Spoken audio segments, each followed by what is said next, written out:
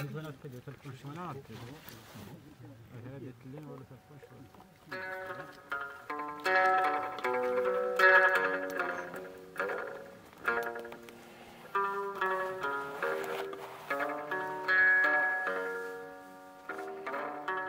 Le projet sur Kafila, c'est de réaliser en fait une bande originale, comme la bande originale d'un film, qui serait cette caravane, qui est une vraie caravane dans la réalité, en enregistrant des sons pendant le voyage, les sons du paysage, les sons des gens autour de moi, de la musique aussi, vu que j'ai pris ma guitare avec moi. J'ai amené une radio aussi pour écouter les fréquences dans le désert comme une manière d'augmenter le paysage du désert. Et j'aime bien en fait cette atmosphère un peu cinématographique que la radio elle apporte au paysage en amenant une sorte de côté mystérieux, de partir de la réalité et d'amener ça dans la fiction et d'en faire voilà, la bande originale d'une aventure qui se passe dans la réalité, mais qui est aussi qui se passe beaucoup dans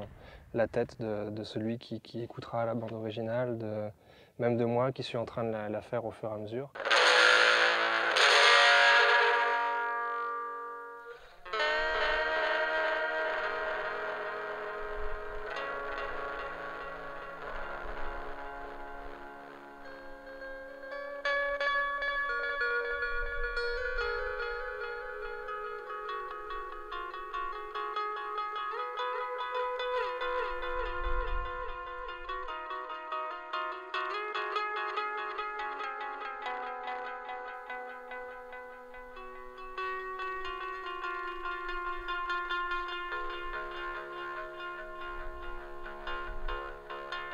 On a commencé à se réveiller vraiment, à prendre le rythme du soleil.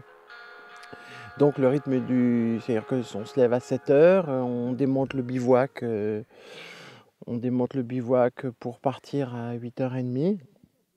Et puis voilà, puis après on a attaqué notre marche quotidienne, donc une marche qui dure entre 3 et 5 heures. Donc en général on s'arrête vers 13h, 13h30, on monte le bivouac. On coupe les légumes, donc c'est aussi un moment où on a fait plus connaissance avec les chameliers avec nous, parce qu'on est plus proches et du coup voilà, les résidents donnent un coup de main pour le montage du bivouac, pour préparer la salade et on se jette sur la salade. Et après en général l'après-midi c'est plus tranquille, on se repose, on travaille. Donc moi je dessine à ce moment-là, c'est-à-dire que le matin pendant qu'on marche, je réfléchis à ce que je vais raconter, j'observe, je regarde. Et l'après-midi, je dessine, je prends ma tablette.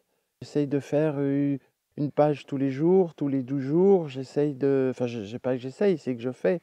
Je fais les dessins sur place, je fais les dessins en live. C'est pas du travail que je préparerai plus tard, c'est du travail que je finis tout de suite.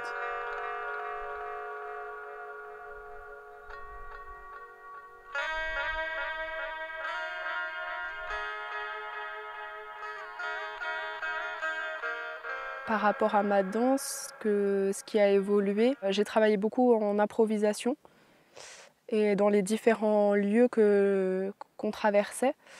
Et donc il y avait la question de l'adaptation à l'espace. Donc par exemple au sol, on n'approche pas le sol et donc le mouvement de la même manière quand on est sur un terrain plat, quand on est sur des cailloux ou quand on est dans le sable. Donc à partir de là, il y a un langage corporel différent qui se crée autour de ça. Et puis j'ai ressenti vraiment une intériorité de plus en plus présente dans ma danse au fil du temps passé dans la caravane. C'était des moments assez introspectifs, parce qu'il n'y avait que le silence, la nature, les bruits de la nature qui m'entouraient.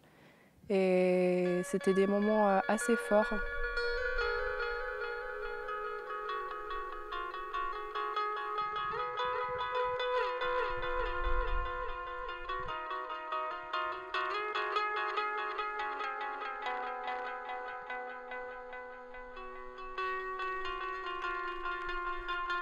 Je travaille avec un réalisateur marocain qui s'appelle Mohamed Sindine et nous avons écrit ensemble 2 films, 2 longs métrages. L'un des personnages de La Guérisseuse, notre film précédent, nous avions envie de continuer à travailler avec ce personnage et de faire en fait une suite du film qu'on a fait.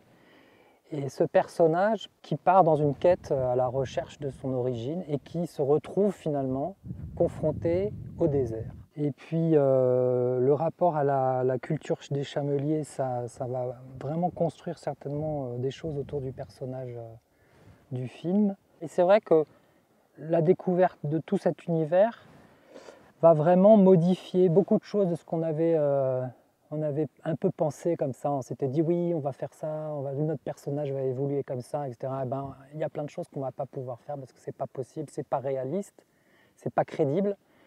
Et puis, bon, c'est le film de Mohamed, donc moi je suis à son service complètement. Alors j'espère que mon expérience de la caravane va pouvoir vraiment l'aider à construire son film.